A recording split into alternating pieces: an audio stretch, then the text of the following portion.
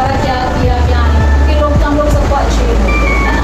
तो मुझे ये सब पता नहीं था। जब छुआ मैं नीचे गिर गई और मैं ऐसे तड़पने लगी, इतना रोने लगी, तड़पने लगी, मेरा दुष्टा अंदर बहुत करने लगी, जब मेरे एडिटिंग करने लगी, मैं रोने लगी। तो मुझे पता नहीं क्या हो रहा था, मुझे कुछ समझ नहीं आ रहा कि मेरे साथ क्या हो रहा है, मैं क्यों गिर रही हूँ, मैं क्यों रो रही हूँ। तो जब उन्होंने प्रार्थना किया तो मुझे बहुत अच्छा लगा। तो मुझे ब्रदर ने बोला है कि तुम्हारे ऊपर किसी ने खिलाया है, तुम्हारे बच्चा नहीं होने के लिए, ये नहीं होने के लिए सब आता है। तो फिर मैंने बोला कि ठीक है।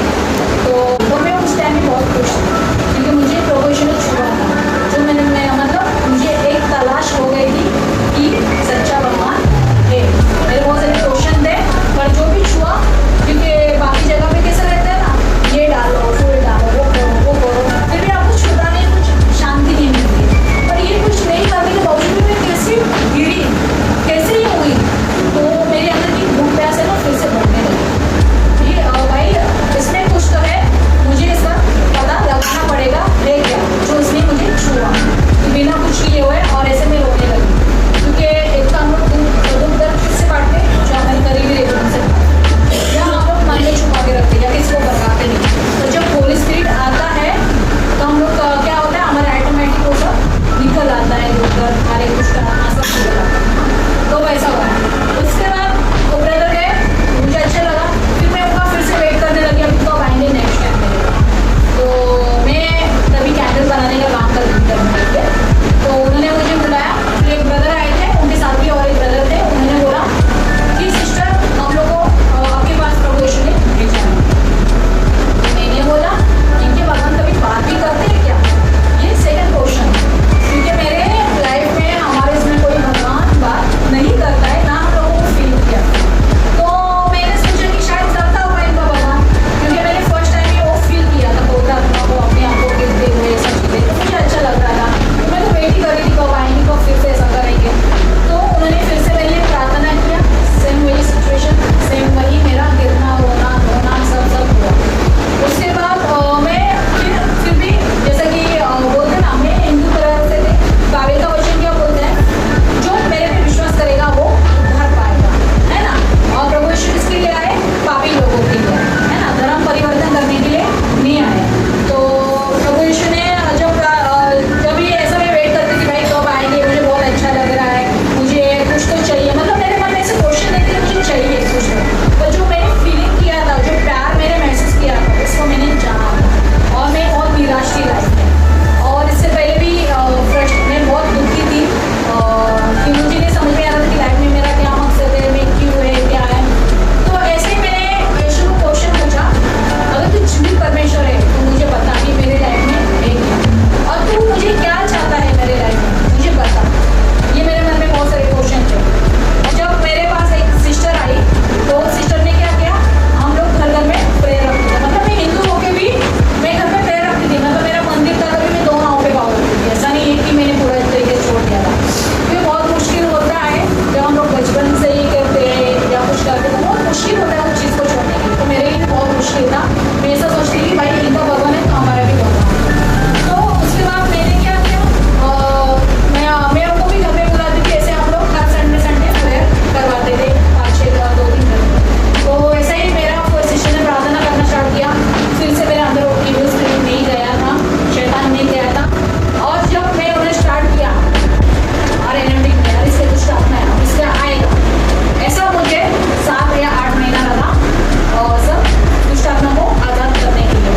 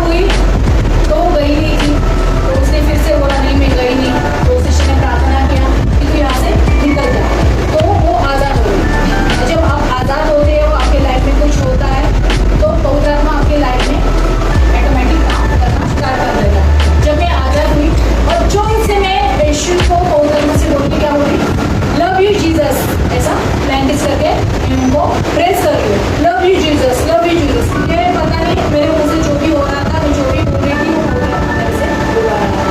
तो प्रार्थना किया और मैं आज़ाद हो गई। उसके बाद ना सुनी जाती है तो आज़ाद हो गई दुष्ट आत्मा से। तो उससे प्रार्थना किया, प्रभु यीशु मैं जानती हूँ कि आप ताबोर आपके पास आते हैं, उनको सब चीज़ें मिल जाती है। तो ये मैंने विश्वास किया। फर्स्ट टाइम मैंने आश्रम में गई थी। इससे पहले ना मैं कभी किसी मिनिस्ट्री में लिया था, यीशु में आने से पहले ना किसी में प्रार्थना में सहभागी थी। मैं खाली जो भी घर में था तो मैं घर में ही प्रार्थना करते थे, ना मैं किसी के यहाँ पे जाती थी। जो भी था प्रभु ने मुझे घर में ही किया। मतलब हम लोग को ज़रूरी नहीं है कि भगवान यहाँ है, वहाँ है, वहाँ है। ओके, भगवान हर जगह पे, यीशु हर जगह पे है। तो आपको खाली क्या करना है? प्रार्थना करना है, होली स्पिरिट को बुलाना है। तो वैसा ही तो मैं ताबोर आश्रम गई। 3 दिन का रिट्रीट था, क्योंकि मेरे लिए बहुत मुश्किल था 3 दिन रहना वहाँ पे। कि लाइफ में मैं ऐसा रात दिन कहीं रही नहीं, घर से बाहर तो मैं कैसे रहूँगी। मेरे पास बहुत क्वेश्चन था, पर खुशी भी उतनी थी कि आज मुझे वहाँ पे कुछ ना कुछ मिलने वाला है। रिट्रीट था, लेकिन मुझे नींद में आई, मुझे अच्छा नहीं लगा।